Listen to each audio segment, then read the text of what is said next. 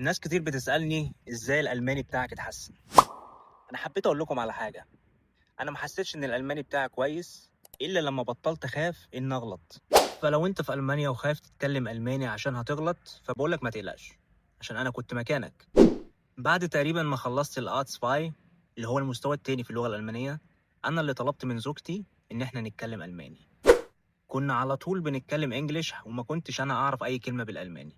حتى وانا في الكورس وبدأت اول شهرين ثلاثة في الكورس ما كنتش بتكلم مع الماني، وكنا لسه مستمرين ان احنا نتكلم بالانجليش. ولكن في لحظة حسيت ان انا لازم اطبق معاها الكلام ده. كل اللي انا باخده في الالماني في الكورس لازم اطبقه معاها. وما هي ما كانش عندها الصبر الكفاية انها تسمعني، ومع ذلك كان لازم اثبت نفسي ان انا بتعلم وان انا بتطور في اللغة الالمانية حتى مع الغلطات. بدأت أتفرج على فيديوهات على اليوتيوب وعلى برامج معينة ممكن تساعدني إن أنا أفهم الألمان بشكل أكتر.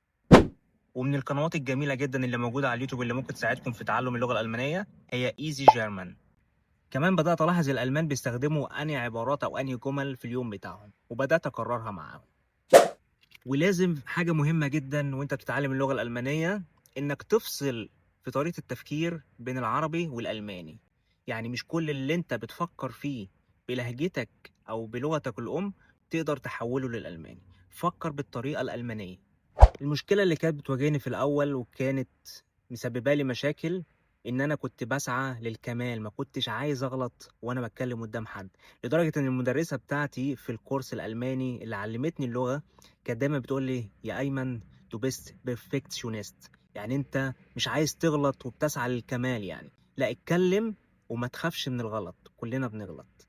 وهي تقريبا نجحت معايا في الموضوع ده وفي الاخر، وخلتني ان انا ما افكرش بالاسلوب ده ان انا وانا بتكلم اكون خايف من الغلط. هي خلتني ان انا اتكلم من غير خوف، نزعت الخوف ده من جوايا. ولو انت وصلت او انت وصلت للمرحلة دي خلاص يبقى مفيش مشكلة خالص في تعلم اللغة. في حاجة كنت بعملها جميلة جدا مع أي حد بتكلم معاه حديث طويل، يعني كنت دايما بقول لهم لو أنا عملت أي خطأ لغوي خاصة في القواعد النحوية قول لي عليه عشان أتعلم منه. وفعلا الموضوع ده ساعدني إن أنا أتعرف على أخطاء كتير كنت بقع فيها وأتعلم منها وأعيدها تاني في أي حديث مع أي حد تاني.